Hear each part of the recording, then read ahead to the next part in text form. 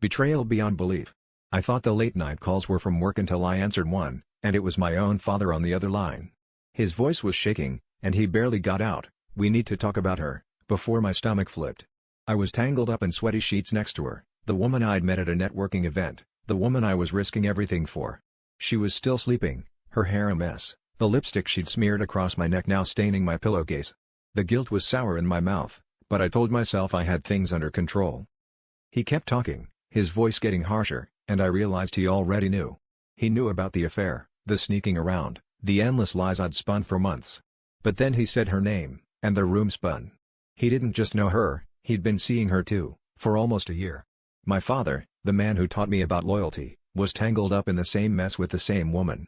Suddenly, every weird coincidence, every look she'd given him at family dinners, made sense. I hung up the phone and stared at her sleeping, my mind racing. I wanted to shake her awake, demand answers, but I couldn't move.